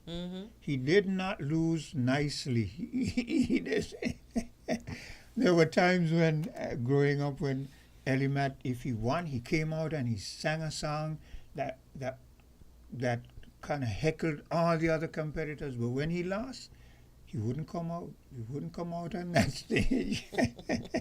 But you know, they say people who really have that drive to win, they don't lose nicely. You know, so Yeah, but sometimes you can't be the sore loser all the time. You just have to lose with grace, you know? yeah. Yeah. So did you find Kandahar? Yeah, it's the seat of it's in Afghan. It's the Yes, seat where Afghanistan. advisors, the leader, Yeah. and all the supreme people sit. Yeah, Yeah. Afghanistan. Afghanistan. But you didn't you say that? Yeah, I think I did. Yeah. You know, there's so much information in my head that sometimes You're almost always right. Well, Because your thanks. president, your first president, that was correct. I wasn't sure, so I wasn't Yeah. gonna say yeah and act like I know because I didn't know. And he ruled for 2 terms Yeah. from 1787 to Yeah. 1797. Yeah. So yeah, Yeah. he had 2 terms. Yeah. Well, that's because I like I always say, you know, I'm a big fan of history. A lot of the information when I sit, it just comes to me because it's information I had going to school, you know, and so it's good when you're getting up in age and you still have that remember, kind of, yeah. you know, memory. So, I mean, knock on wood, as the old people would say, and give thanks to the Almighty. And you see how much you learned growing up, some in school and some by yourself. Yeah. And that's the thing. I don't think our young people, we have they have the tablet and they're gonna be a bit more fun, but I don't think they're on that. They're watching most of these things that I find as an adult don't make sense. It maybe makes Yeah. sense to them, but it's adult that's doing the nonsense. Like they're making all kind of songs and Yeah, and I'm like, yeah, this is nonsense for the children. So that's what's up. As when the doc was here and her fiance was over there, he made a good comment. He said that these tablets and the games are sort of instilling violence in this generation because the games are very, very violent. Very, very, very. You see, they make the blood look as real as possible. The wound look. They're trying to make the wounds look as real as possible. So it sort of desensitizes a lot of the young people to, you know, like when you were young growing up, you didn't want to see blood. You didn't want, but now Yeah. it's a common thing. Yeah. Yeah. So so. We had a. But I also feel that the younger, you know, like when you were young growing up, you didn't want to see blood. You didn't want. Yeah. Yeah. So. But I also feel that the younger, what the point that realistic. It's a fact that they are getting, but a big number of this younger generation, they're dumbing down themselves in terms of reading, writing, you know, the music they play. Like I was saying yesterday, you back in the day, artists sang about anything, wrote about the moon, love, you know, a broken down car, you know, whatever, anything that came in your mind, you had the imagination to do something, a song around it. But now the songs are about sex and violence. Yeah, you that's know, all. most Glorified. Of the They're songs. glorified. Yeah. Hello? Yes, it's me again. Yeah. Now, you see, like how you mentioned, the doctor spoke about the young kids with the tablets and the sort of the violent entertainment. Yeah. And its negative effect on them. Yeah. This is one of the reasons why I do make such a big stink out of the government bringing in these entertainers who have a history of promoting violence and rewarding Byron Messiah with the key of the city and putting up his picture at the airport, who was catapulted to popularity based upon his gangster badman Taliban song and that sort of. This is why I make us think out of these things. No people here to hear me making us think out of these things because it's their favorite entertainers and that sort of stuff. But it is the effect, the negative effect on society, especially the young. Yeah. And I'm glad the doctor brought up these connection with violence. Yeah. Okay, Quint. Okay. Yeah. If you listen to one of the things that irritates me is every year, it's happening even over there in Nevis, where listen to the musical structure. There's no structure. It's just doom, doom, doom. Let's say carnival is a day, 2 week, You hear 10 different bands, and all you hear doom, doom, doom, doom, doom, doom, doom, doom. No chord structure, no different arrangements, no musical rests. Where's the drum? Where's I don't know. So yes, this younger generation, they're dumbing down themselves. They're making it easy for those who want to recolonize us to do that because they're not elevating every aspect of their everyday growth, And these are things that people don't like to say because you feel like you don't want to offend the youth, but the facts are the facts. And the fact is that we're like the point you made. Everybody has a phone, and you ask them certain basic questions, they can't answer them. You ask them certain things about maths, and there's this slim girl. She lives, I think, in Newtown. Everybody knows her. She's always dressed. Oh, okay. Yeah, I know who you're talking about. Very, always dressed. And there was this thing on radio, TV, ZIZ, where I think it was Pinocchio would meet people and ask them questions. I know exactly what you're talking about. And most of the people he asked simple questions, they didn't know the answers. And one day he bumped into this girl and he asked her a very kind of challenging question. And she stood there a while, she thought, and then she answered it.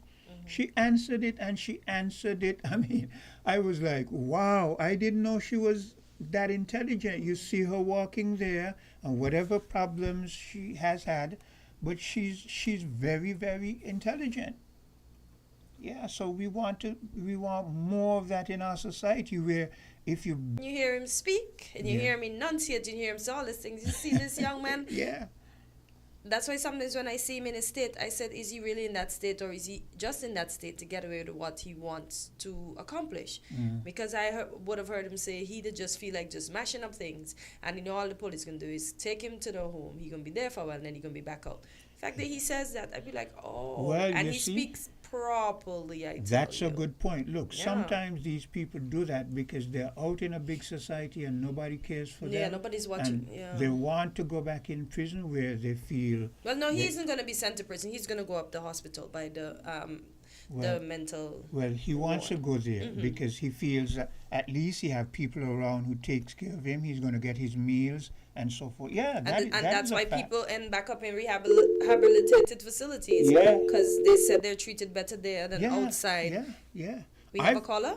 No, we missed them. Okay. I've known people who let me tell you, like I said, I was going down that path. I know a lot of people who actually willfully did things so they wound up back in prison because when they were out, they didn't know how to function in society. Wow. Hello? I keep missing that call. Call back. Don't give up on us. Yeah. So, yeah. Let me see if we can engage. Hello, caller? Morning, guys. Yes. To me, it's a generational thing. Because when we look at our parents, parents. Most of them grew up in a single home. There was no father. Yes, it's good to have the father in the home. That is the given because that's the way God intended it. Yeah. But back then, our brothers and uncles was going out committing these heinous crime. And we grew up knowing what poverty is. This generation don't know what real poverty is. They don't know what, if they go to bed hungry, some of them is because they choose to go to bed hungry. Yeah. I think it's a generational thing. I think we make the problem too. I think we make a bag of excuse for them, and they gravitate and feed off of their excuse. Yeah. Yeah, they make excuse for me. So because when they make excuse for me, give me the right to go out and do what I want to do. Yeah. It's like here in America, right? If you're underage and you find the young people, they go out there. When you're inside your house sleeping, they're outside stealing your car, break your windows and ting up your car, and they're gone with your car. Yeah. And what they get on it? A slap on the wrist. They don't get no charges, no nothing. Juvenile, because they label them as juvenile. They get put in the juvenile to the point facilities. they go out and they do all these things, and because they know there's no penalty, they get away with it. That there's no deterrent, so they do it. It gets so bad now that the law now, they're changing it. No, time for you to pay for what you're doing. Because we realize that talking to you and putting you in detention, as we call it here, is not helping you. Yeah. You go out and we put you in detention this week, next week you come, you do the same thing over and over because there's no real penalty. You have a trend that is going around now where they are the young people. They're going on. They're just walking up to elders and different people on the street, and they slap you or they cut your face. Yeah, you saw the young. Because what? I saw a young man slap a little 7-year-old girl to the ground.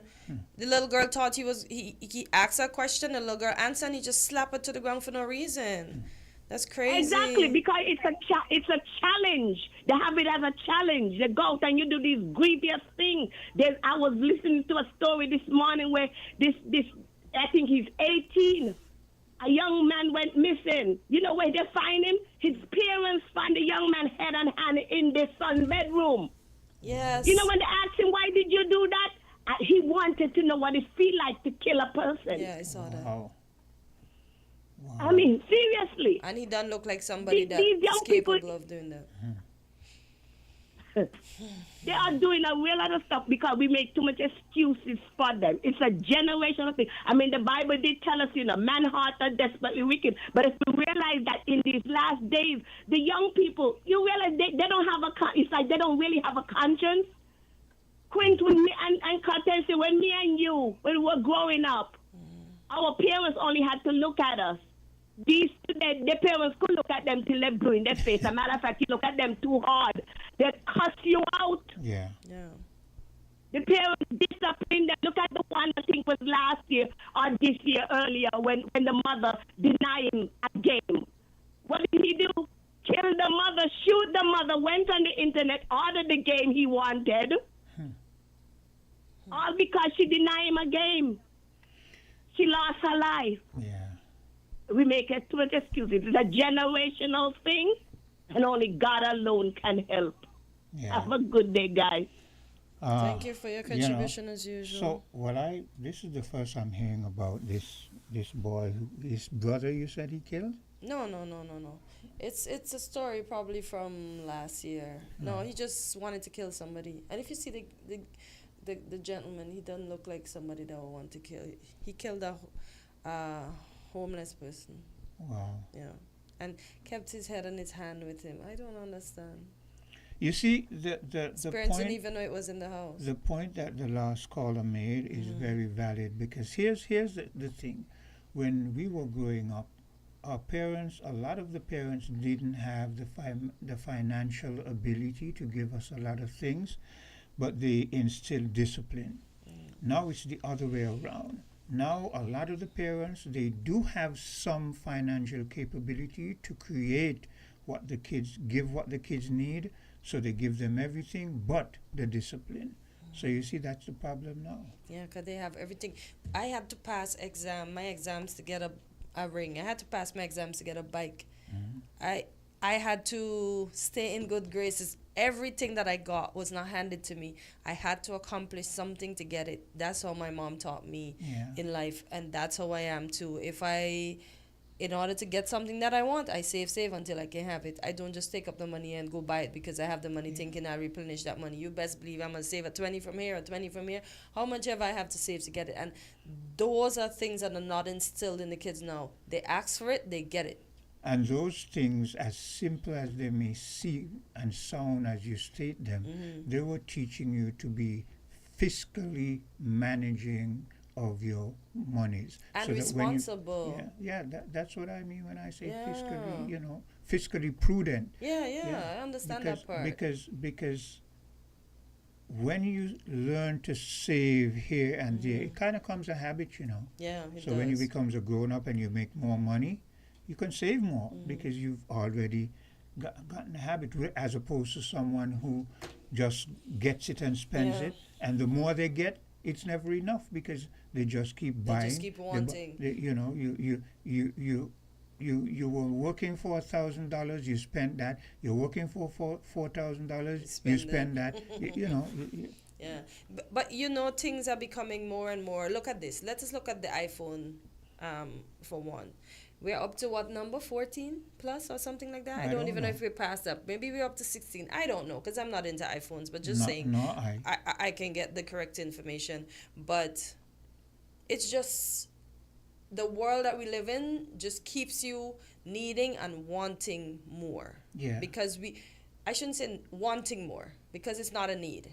Because unless they're going to shut down that series that you have, you phone good. Once you could send a message and you could get a call, your phone good. Yeah. But we want to be in the latest of this and the latest of that. And our parents taught us to be content. A lot of us wore hand-me-downs. What hand-me-downs? Every time it's an event, these kids have new clothes. Recently, so we're not teaching them anything at all. Recently, we went somewhere and we bumped into this guy. He actually works for one of these telecommunications company, and I was telling him that I would like to get a phone that had at least 2 chips. And he showed me his phone. And his phone, as far as he said, it could hold up to 5 or 6 different phone numbers, right? So I asked him, the phone looked no different from yours or mine. And I asked him how much it cost, and he said $5,000. And I said, $5,000? He said, yeah, he said $5,000. And I was thinking. You look like you still can't catch yourself. Yeah, I was thinking to myself, what? You know how much I could do with $5,000? And you best believe somebody that is going to school that has not had a job in a day has that phone. Yeah, you're right. You best believe that. Call it a day. You're live on Island T. We have just about we have some time. Go ahead. Good morning. Just want to make a comment and a recommendation. With the younger youths coming up. If you want the tree to bend, you have to bend it when it's young, right? Yeah. Good point. Some of the things I observe is that some of the parents, especially the younger ones, the new ones now, terrible too, they're going to grow out of it. You have to make them grow out of it. Exactly. Yeah. Good point. They kind of baby them up so much that they just go into what they see happening, not hearing it from their parents. Yeah. That's the problem. You, the parents, have to be the one that put it to them in the raw way. But look here, Carla, that's a good point. But it seems that in the Caribbean, whereas that used to be the norm, in the Caribbean we are adopting the European and American way of not. You can't spank the child. You can't you can't even speak hard to the child because they say that's physical abuse. I mean, mental abuse. Mental abuse. Sorry. So how do we move forward when your hands are being tied by the very same system that governs?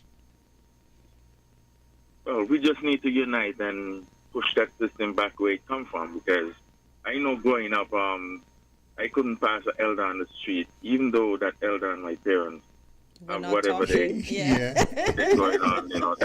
That's an adult thing. You stay out of that. Exactly. Now if you discipline a child verbally, the parent is coming to look for you. Yeah. That's that. It's just sad. It's sad. But we just need to unite as a community and get back to those days. It's not too late. I agree with you. I don't think it's too late. As old people say, a constant drip of water put a hole in a stone. Yeah. So if you keep doing it, little by little, eventually you're going to reach somewhere. Yeah. You're right. You're correct. Okay. Thank you. Wishing you guys a good day. Same to you.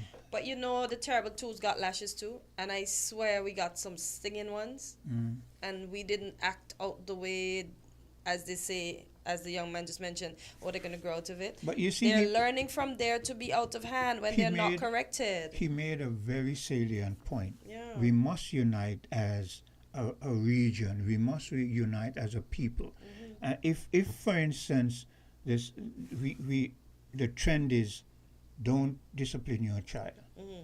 If the masses follow that, it's going to keep going downhill. But if the masses decide, like there was this lady who grew up in the Caribbean, had her children in the Caribbean, migrated to the US of A, and because of the laws in the US of A, those children who grew up in the Caribbean used the American system against the mom, so that if she lashed them or the father lashed them, they went to the social, and we do this over again. So when they went back to the States, they didn't follow those habits anymore. They behaved themselves. I looked at. I can tell you, he's not going to do that again. Not going to do it again. I tell you, eventually you can't take the licks no more. You pick it up.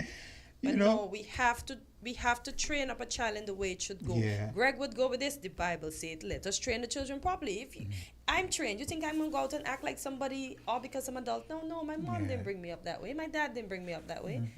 So I'll act accordingly. So if you train your child accordingly, they'll think twice when it comes to getting themselves into things, regardless of the background or society they came from. Back in the day, here's one of the mistakes. Very few kids made it, but occasionally a child would make that mistake. You grew up in a home, you knew it was firm discipline, but you went out in the public and you saw some children misbehaving, so you decided to follow. Look, those parents or grandparents, they would whoop you in public. Right there. And you know that is the most embarrassing thing. So you're not going to mess around. Exactly, because you don't want to be shamed, as we used to say a long time. No, what shame? These children talking back to their parents, and they're not even past their parents' knee. Yeah. So we have to rein these children in. Somebody said the other day, maybe we should take away the parental rights from the parents. But we can't do that, but we have to help the parents to do better. And I know it sounds good, us talking, but we have to put talk into action. So to the powers that be, let's help. Let's make society better. That's the only way we can make it better. And as a prior caller said, let's unite as a people and as a region to bring it back to that point where right is right and wrong is wrong. Exactly. Yeah. Okay. So we've come to the end of another stint. Do you have any parting words? Yeah, just have a great Tuesday, choose to be nice to someone, and let's just have a great one. And I won't see you tomorrow. Yeah, I'll see you on Thursday. So you're not going to be in tomorrow? No, kind sir. Okay, so I'm missing you already. Aw, don't worry, I'll be back on Thursday. So to the audience out there, thank you for being in tune, and do continue to have a great day. We're different. We're 98.9. 98.9. Win FM. St. Kitts and Nevis, it's time to celebrate. We're Rations Provider, and because we love our amazing customers, we're giving you the chance to win. Every week, we've got exciting prizes just for you. And that's not all. Step into a cash vault for a shot at $2,000 in cash. To qualify, switch to Digicel, activate a 3-day plan or higher. Pay lighting prices just for you. And that's not all. Step into a cash vault, lighting prices just for you. And that's not all. Step into a cash vault for a shot at $2,000 in cash. To qualify, switch to GDCell. Chubby, chubby, chubby, chubby, chubby, chubby, chubby, chubby, chubby, chubby, chubby, chubby.